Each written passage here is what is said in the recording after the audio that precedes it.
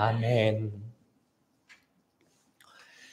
우리가 여행을 다닐 때 슈트케이스나 이 배기지를 사용하게 됩니다.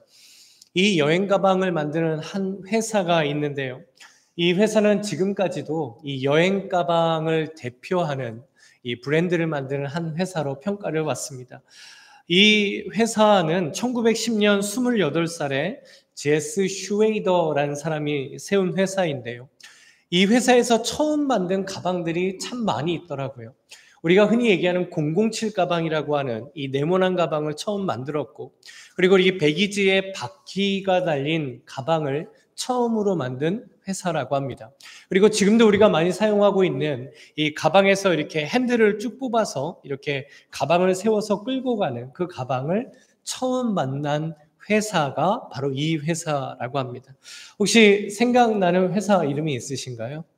아마 집에도 하나씩은 다 있으실 텐데 아마 이 회사는 샘소나이트입니다. 그렇죠? 역시 지혜가 많으세요? 이 샘소나이트의 창업주인 제스 슈네이더가 그 브랜드의 이름을 이렇게 지은 이유가 있다라고 합니다. 이 샘손은 성경에 나오는 삼손을 가리키죠. 그리고 뒤에 나오는 이트는 사람들, 후예들이라는 뜻입니다. 그래서 이 샘소나이트의 뜻은 삼손의 후예들이라는 뜻이죠. 사람들의 무거운 짐을 쉽게 나를 수 있도록 도와주는 힘이 센 삼손의 후예들, 가장 튼튼하고 이 힘이 센 가방이라는 의미로 샘소나이트라고 이름을 짓게 되었다라고 합니다. 이렇게 힘을 대표하는 인물이 바로 삼손입니다. 삼손을 힘의 대명사로 유명하게 만든 두 가지의 사건이 있는데요. 첫 번째 사건은 맨손으로 사자를 찢어 죽인 일입니다. 그리고 오늘 본문에 보면 두 번째 사건이 나오는데 나귀 턱뼈로 1000명을 쳐서 죽인 사건입니다. 정말 엄청난 힘과 강인한 삼손의 모습이 떠오르게 되죠. 그렇다면 오늘 본문인 이 나귀 턱뼈의 사건을 통해서 하나님께서 우리에게 말씀해 주시고자 하는 것은 무엇일까요? 삼손이 이렇게 강인하고 용맹했던 사람이다. 이 삼손을 본받아라. 이 의미로 우리에게 주신 말씀이겠습니까? 이 사건의 의미를 우리가 알기 위해서는 왜 이 사건이 벌어지게 되었는가, 이 배경을 좀 살펴볼 필요가 있습니다. 삼손이 어느 날 한눈에 블레셋에 사는 한 여인에게 반하게 됩니다. 삼손이 한눈에 반할 정도면 미모가 굉장히 뛰어났겠죠. 그래서 삼손이 그 여인을 보자마자 내가 저 여인과 결혼해야겠다라고 다짐을 하게 됩니다. 우리도 그렇게 다 한눈에 반한 아름다운 여인과 이렇게 지금 살고 있잖아요. 안 그러세요? 그렇죠? 이렇게밖에 말할 수 없는 저의 입장이 또 있습니다. 그렇죠?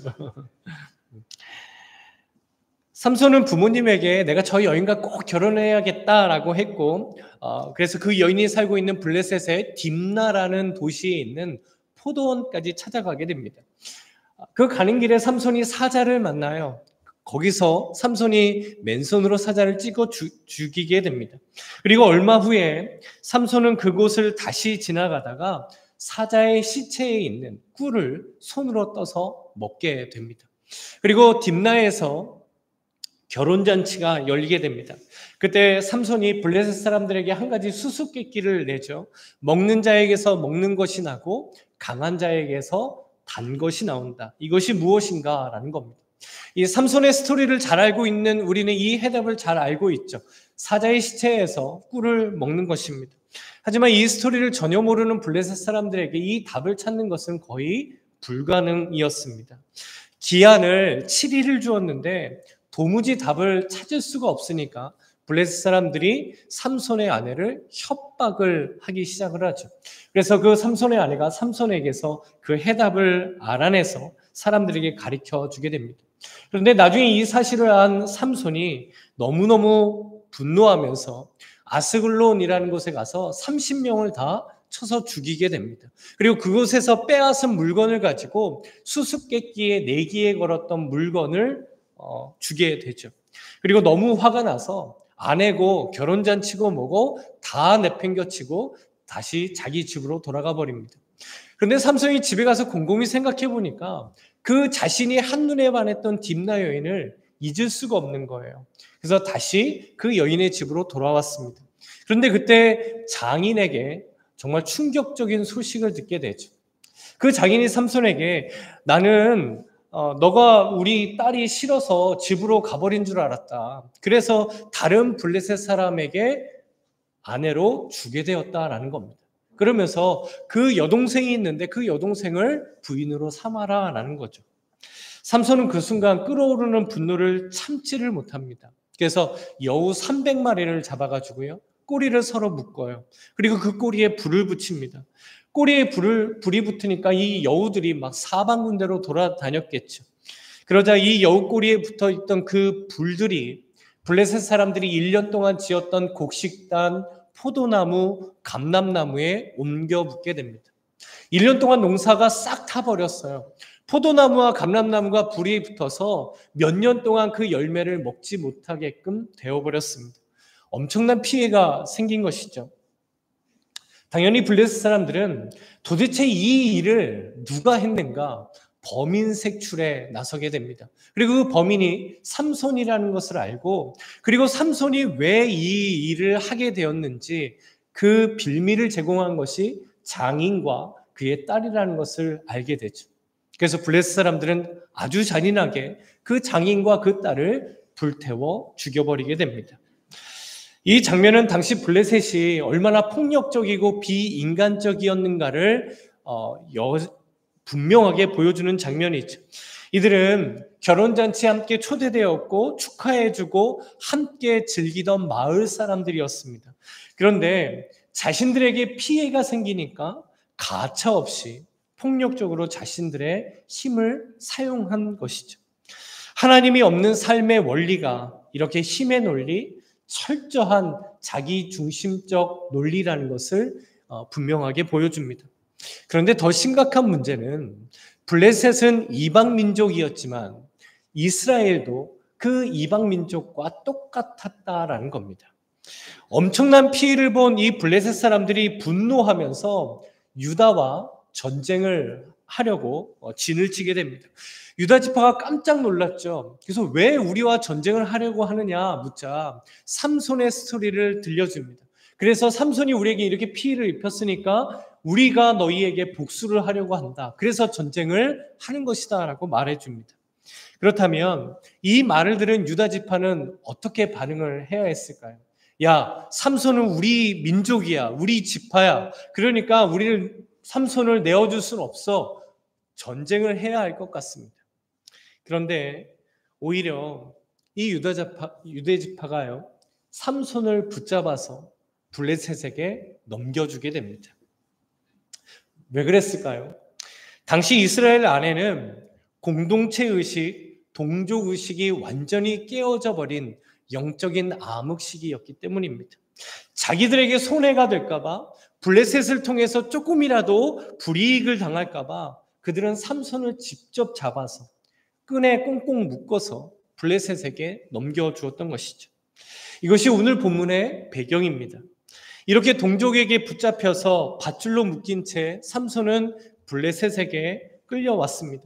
그때 블레셋 사람들의 반응은 어땠을까요? 14절 말씀을 보시면 삼손이 레이의 이름에 블레셋 사람들이 그에게로 마주 나가며 소리 지를 때, 이 소리를 지른다라고 하죠.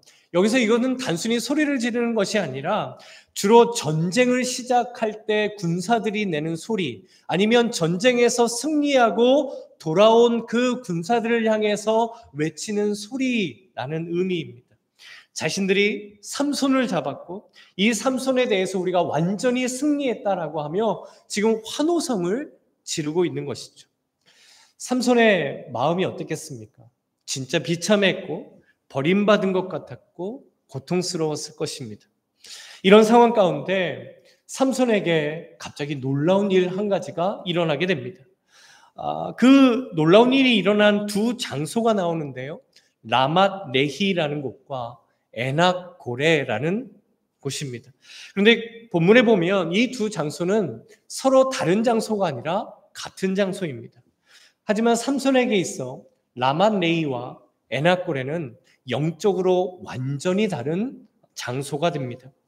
이 두 장소에 있는 삼손을 통해서 하나님께서 우리에게 말씀해 주시는 것이 있습니다. 우리 인생도 라만레이의 인생이 될 수도 있고 에나꼬레의 인생이 될 수도 있다는 것이죠.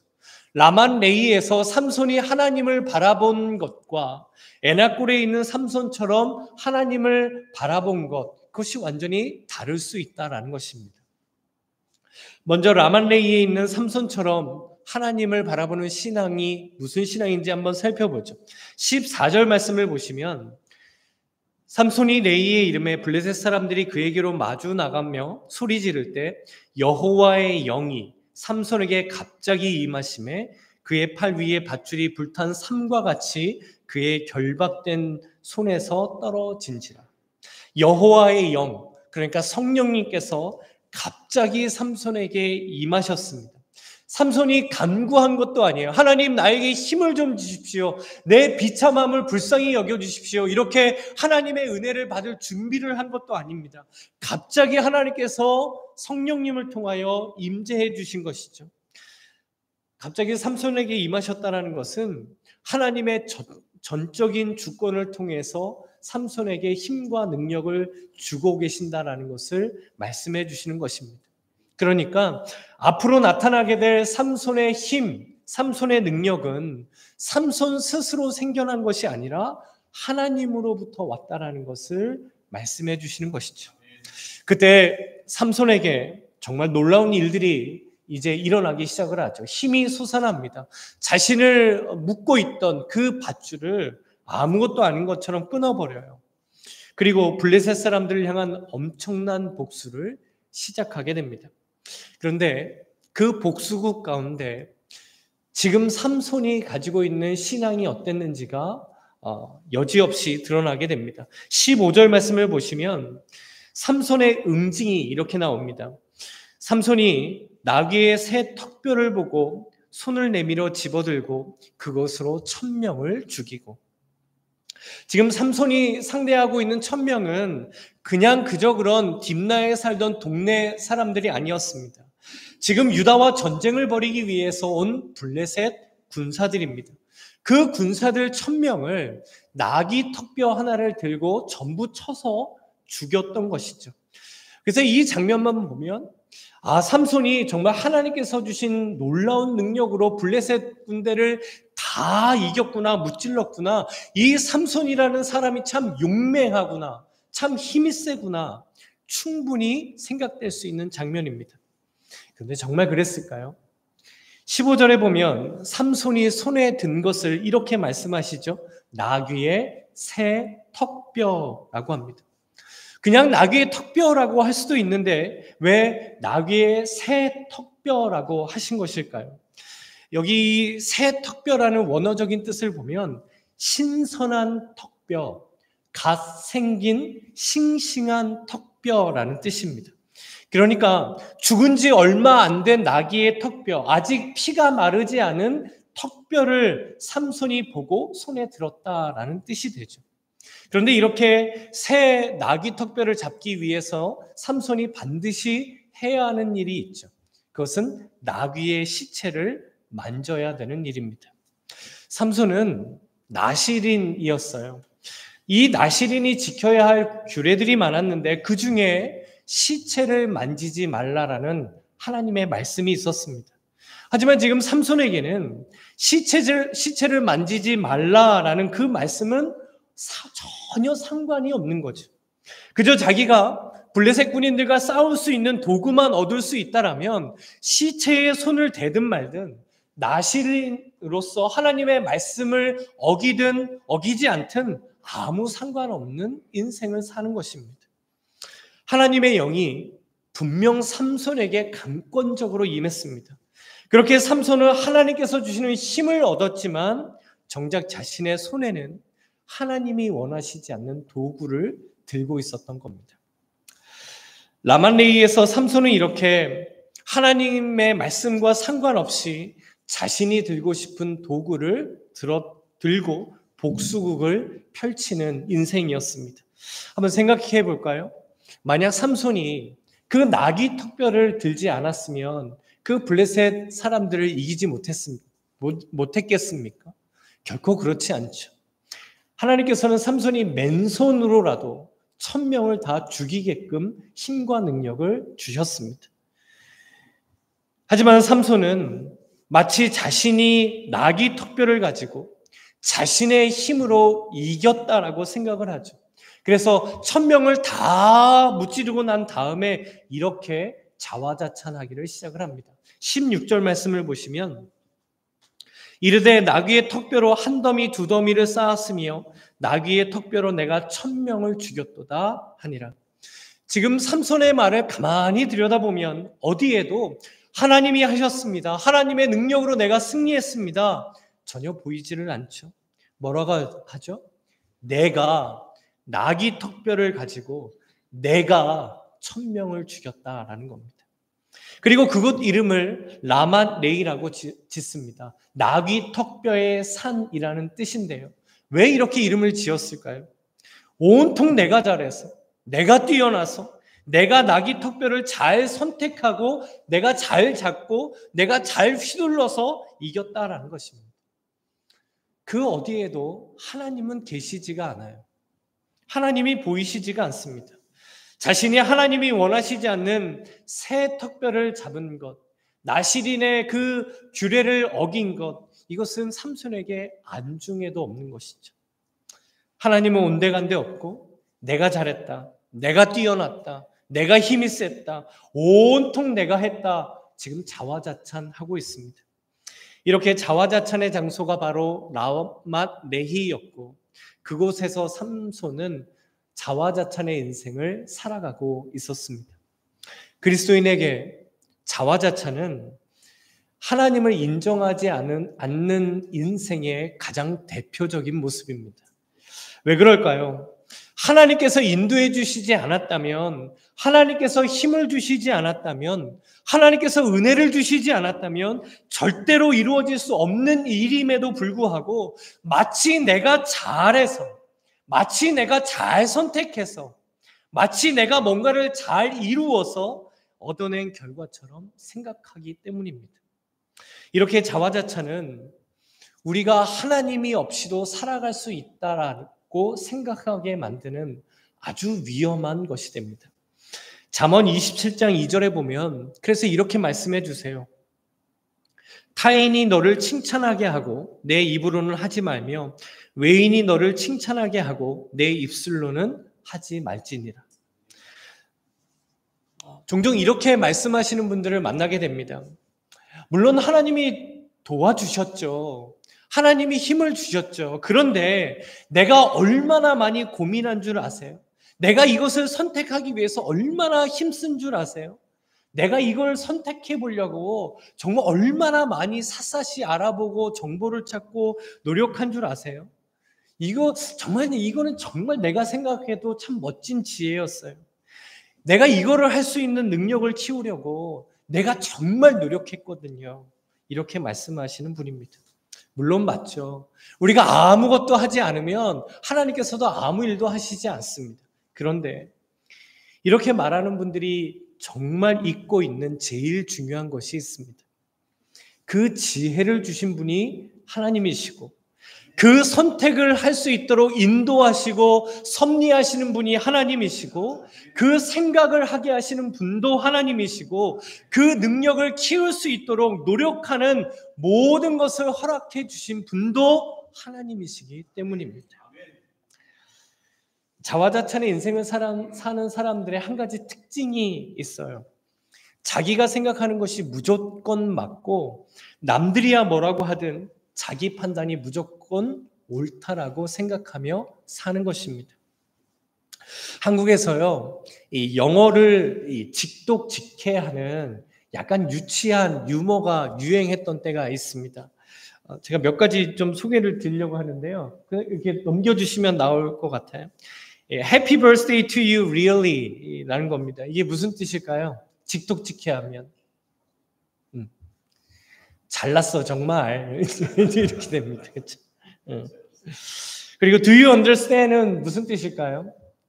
do you understand을 잘 생각하시면 아, 너도 물구나무 설 수 있어? 이제 그게 됩니다. understand 이제 거꾸로 쓰니까. 그렇죠. 이해 안 되시면 이제 잘 적으셨다가 집에 가서 한번 다시 보세요. 그러면 마지막으로 I love you wrong입니다. I love you for a long time 뭐 이런 걸 줄여서 말할 수 있죠. I love you wrong 하면 무슨 뜻일까요? 네, 난 너를 사랑하지롱 이제 이렇게 됩니다. 그렇죠? 집에 가서 이렇게 말씀해 주세요. 난 너를 사랑하지롱. 정말 자기가 해석하고 싶은 대로 해석을 하는 것이죠. 하나님께서 힘주시고 인도하신 인생을 모든 건 내가 했다라고 해석하는 것이 라만 레이의 자화자찬의 인생이었습니다. 그리고 이렇게 자화자찬의 인생을 만들기 위해 손에 잡으려고 하는 이 시대의 싱싱한 나귀 턱뼈를 우리는 경계하고 조심해야 합니다. 우리가 살아가는 이 시대에도 우리에게 보이는 싱싱한 나귀 턱뼈가 있습니다. 15절 말씀에 보면 삼손이 나귀의 새 턱뼈를 보고 손을 내밀어 잡아들고라고 하죠. 삼손이 싱싱한 나귀 턱뼈가 보여서 그것을 짓게 됩니다. 이것처럼 우리의 삶 가운데에도 우리 눈에 보이는 이 시대에 싱싱한 나귀 턱뼈가 있다라는 것이죠. 그래서 내가 저거를 잡으면 이길 것 같고 승리할 것 같고 뭔가 이룰 수 있는 것처럼 생각이 드는 것이죠. 근데 이런 생각을 그리스도인들에게 들게 하는 이유가 있습니다. 세상 사람들은 하나님을 의지하지 않고 사는 사람들은 아무렇지도 않게 손에 잡고 그것을 통해 이익과 유익을 얻고 잘 되고 성공하고 뭔가 잘 되는 것처럼 우리들의 눈에 보이기 때문입니다. 하지만 그리스도인의 구별됨이 바로 여기에서 드러납니다. 아무리 내 손에 붙잡을 수 있는 많은 사람들이 잡고 살아가는 이 시대에 싱싱한 나귀 턱뼈가 있다 할지라도 그것이 하나님이 원하시지 않는 것이라면, 그것이 하나님의 말씀에서 벗어난 것이라면 그것을 잡지 않는 것, 그것이 바로 그리스도인의 거룩함입니다. 기독교인들을 향해서요, 아니 당신들은 왜 이렇게 유별나게 사냐고 말하던 때가 있었습니다. 그리스도인들을 향해서 아니 세상에서는 아무렇지도 않게 하는데 꼭 그렇게 안 할 필요가 있냐고, 꼭 그렇게 하며 살아가야 되겠냐고 이런 소리를 들을 때가 있었습니다. 그런데 언제부턴가 교회와 성도들을 향한 이런 소리가 사라지는 것 같습니다. 왜냐하면 내 삶에 이익이 된다면, 내 삶에 유익이 된다라면 말씀과 믿음의 기준은 그리 중요하지 않게 되었기 때문입니다. 하지만 하나님이 원하시지 않는다는 것을 알면서도 싱싱한 나귀 턱뼈를 잡고 싶은 유혹이 분명 우리에게 있습니다. 그러나 우리가 붙들어야 할 것은 이 시대에 보이는 싱싱한 나귀 턱뼈가 아닙니다. 그러면 우리는 무엇을 붙들고 살아가야 할까요? 우리 함께 고린도전서 1장 18절 말씀을 읽어보겠습니다. 우리 함께 읽죠. 십자가의 도가 멸망하는 자들에게는 미련한 것이요 구원을 받는 우리에게는 하나님의 능력이라. 아멘. 우리가 붙들어야 할 하나님의 능력은 바로 그리스도 예수의 십자가인 줄로 믿습니다. 성도와 교회가 붙잡아야 하는 것은 십자가이고 말씀이고 복음인 줄로 믿습니다. 이제 두 번째로 살펴볼 삼손의 인생은 에낙고레의 인생입니다. 에낙고레에서 삼손은 어떤 신앙이었을까요? 그곳에서 삼손은 하나님을 어떻게 바라보았겠습니까? 라만레이에서 1000명을 죽이는 엄청난 일을 벌인 삼손이 그 다음에 이렇게 처절하게 고백을 합니다. 18절에 보시면 삼손이 심히 목이 말라 여호와께 부르짖어 이르되, 삼손이 심히 목이 말랐습니다. 나귀 턱뼈 하나로 1000명과 싸웠으니까 얼마나 목이 탔겠습니까? 하지만 이 목마름은 단순히 육체적인 목마름을 보이는 것이 아닙니다. 여전히 삼손에게는 영적인 목마름이 있다는 것을 말씀해 주시는 것이죠. 한번 생각을 해볼까요? 삼손이요, 1000명을 상대로 이겼습니다. 세상적인 관점으로 보면 엄청난 업적이죠. 놀라운 일이 일어난 겁니다. 그런데도 삼손은 목말라 했습니다.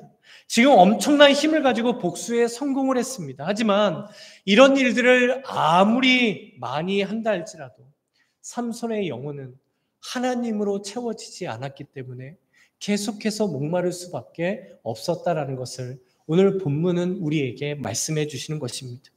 그리고 우리 인생도 똑같은 것입니다. 하나님으로 채워지지 않으면 아무리 엄청난 업적, 아무리 좋은 결과, 남들이 부러워할 만한 어떤 일들, 성공적인 일들을 이룬다 할지라도 채워지지 않는 영적인 목마름이 우리에게는 해결될 수가 없는 겁니다. 그런데 이렇게 심히 목이 말라 일어날 힘조차 없던 완전히 탈진되었던 삼손에게 놀라운 변화들이 일어나기를 시작을 합니다. 우리 18절 말씀을 다시 보시면 삼손이 심히 목이 말라 여호와께 부르짖어 이르되 주께서 종의 손을 통하여 이 큰 구원을 베푸셨사오나 내가 이제 목말라 죽어서 할례 받지 못한 자들의 손에 떨어지겠나이다 하니 삼손이 하나님께 부르짖기를 시작을 합니다. 자화자찬하던 삼손이 하나님 내가 주님의 종입니다 라고 처음으로 고백을 합니다.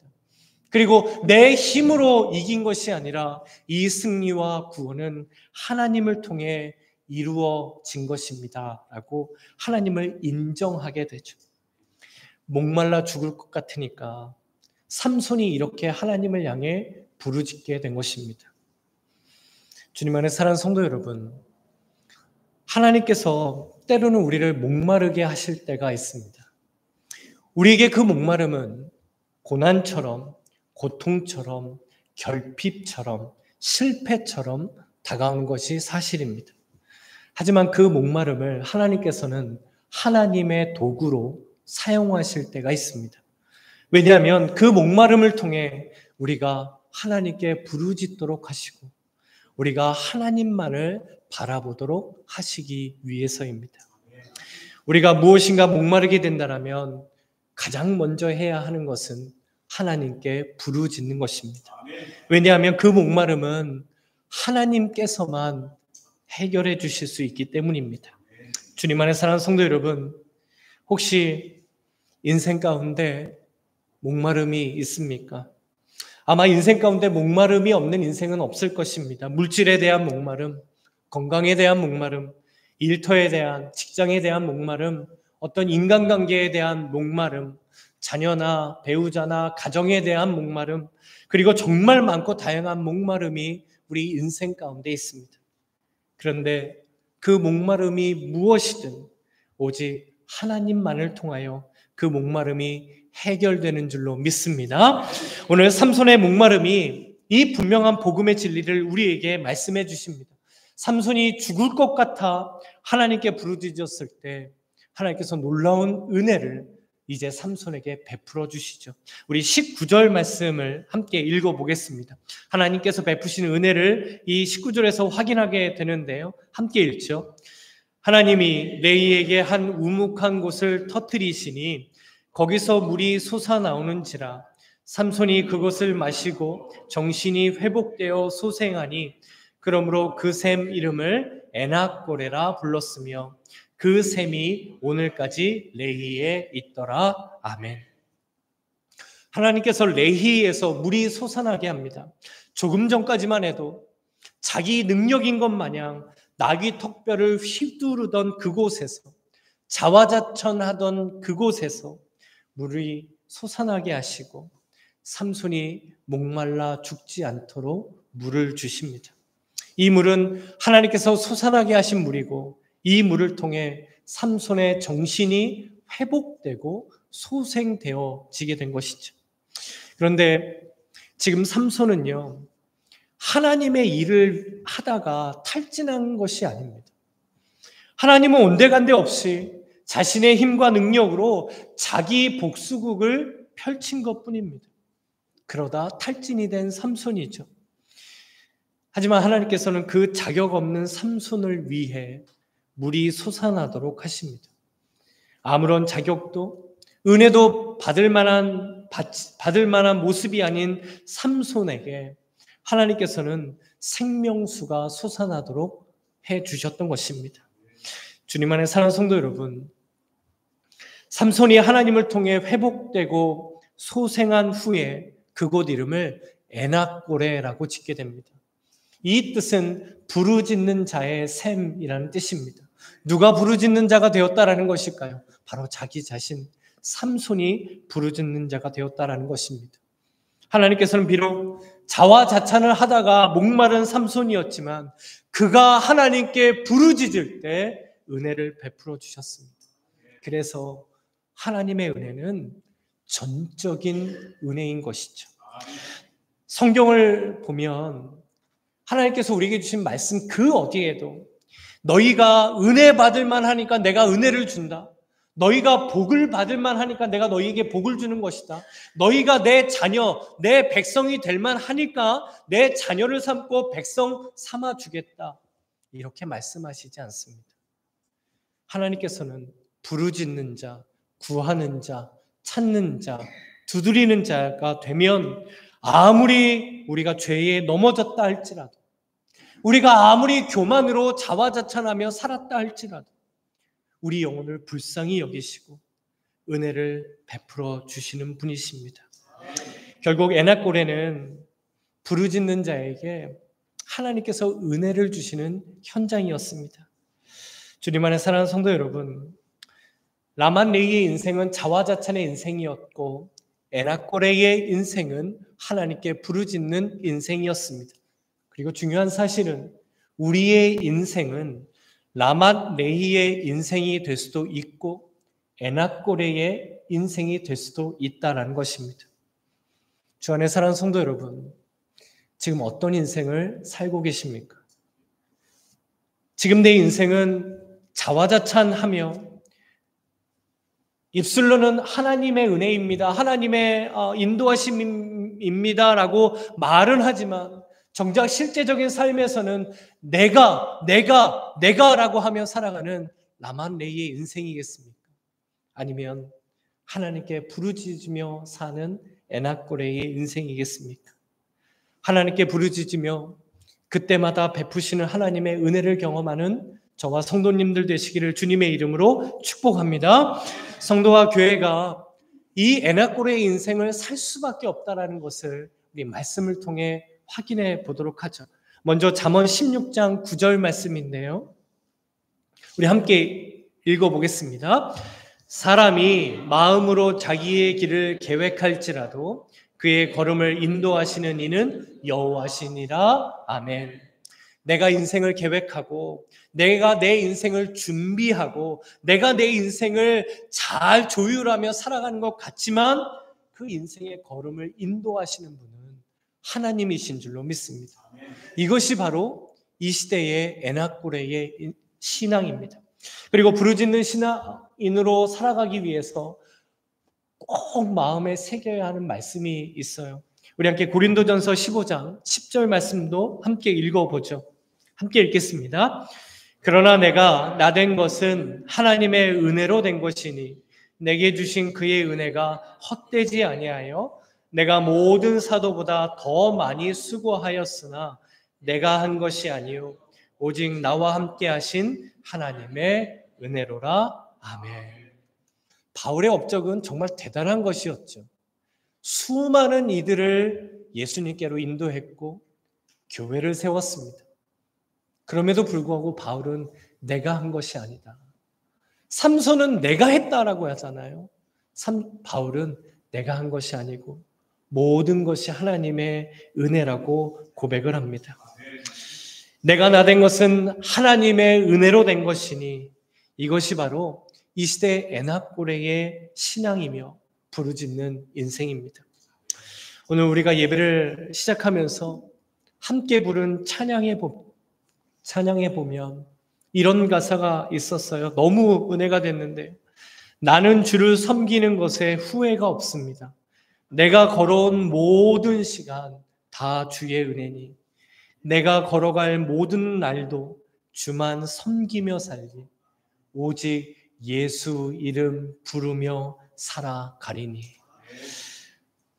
내가 살아온 모든 것도 은혜고 앞으로 내가 살아갈 모든 것도 은혜이기 때문에 오직 예수님의 이름, 오직 하나님의 이름을 부르며 살겠다라는 이 찬양이 이 시대의 에나꼬레의 신앙인 것이죠. 그래서 이 찬양 바로 다음에 이렇게 고백을 우리가 했습니다. 이것이 나의 간증이요, 이것이 나의 찬송일세, 나 사는 동안 끊임없이 구주를 찬송하리로다.